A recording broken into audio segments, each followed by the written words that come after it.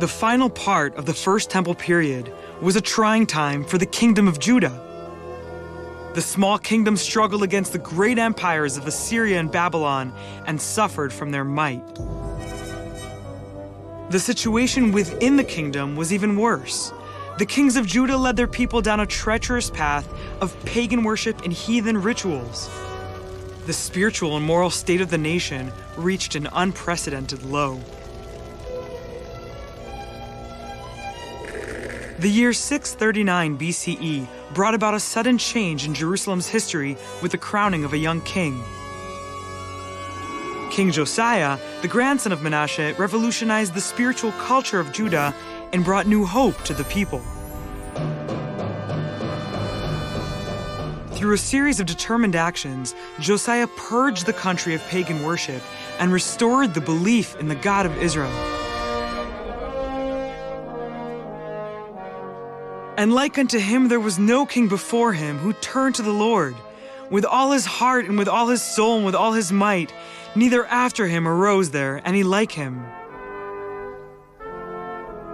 Josiah proclaimed the temple in Jerusalem as the exclusive place for worshiping God and establishing a new regime based on justice and compassion for the weak.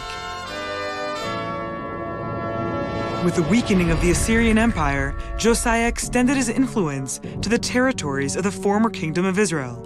His kingdom grew large and strong, as in the glorious days of David and Solomon.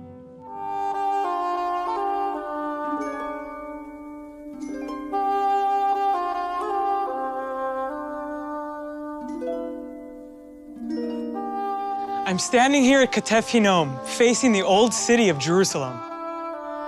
An archaeological excavation conducted here in 1979 opened a window in time back to the turbulent days of King Josiah, when belief in God and in the Torah scriptures played a vital role in the nation's life. In a family burial cave from the First Temple period, archaeologist Professor Gabi Barkai made an extraordinary discovery. At that time, the people of Jerusalem laid down their dead on stone beds like this one. The custom was to leave the body in the stone surface until it decomposed, and only the bones of the deceased remained. Later, family members would return to the cave to gather the bones of their relatives. They placed the bones, together with the deceased's valuables, in a stone repository carved at the base of the grave, in which other members of the family were also buried. During the course of history, many such repositories were looted by thieves and left empty. During the excavation, this repository also appeared to be empty, but one of the young excavators insisted on digging it up anyway.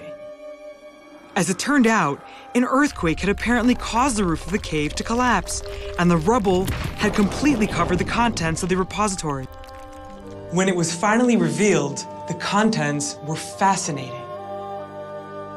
This repository contained the bones of 95 people, buried there over the course of more than 100 years. The various finds included exquisite ceramic and glass containers from the time of Josiah, as well as a wide variety of silver and gold jewelry, rings, earrings, bracelets, and precious gemstones. But the most surprising find of all was two small rolled-up sheets of silver with holes running through their centers. The silver cylinders were threaded on a chain and worn like a necklace. When researchers at the Israel Museum Laboratory opened the cylinders, they were amazed to discover that they'd been engraved with tiny letters in ancient Hebrew.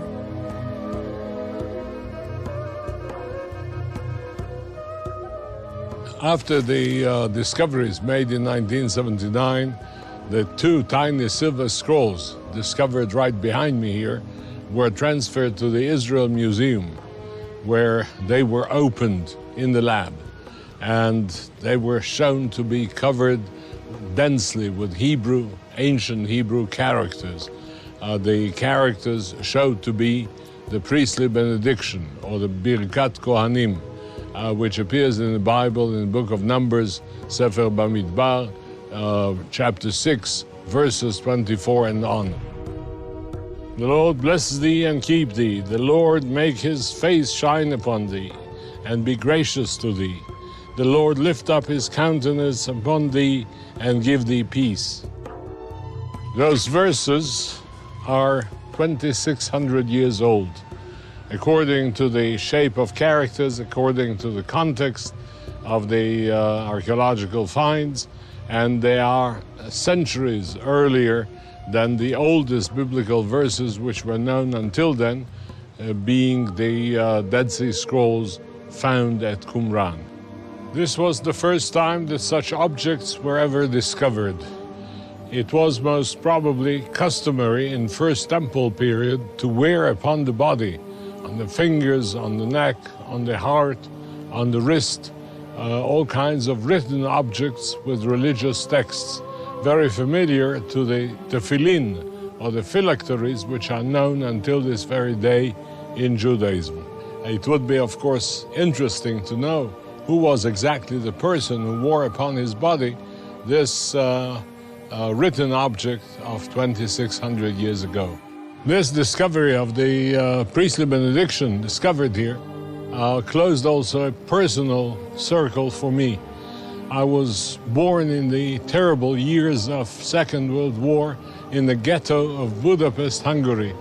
In my early days in Hungary, we were used to go to synagogue with my father, and when we came home, my father was used to bless me with the words of the priestly benediction.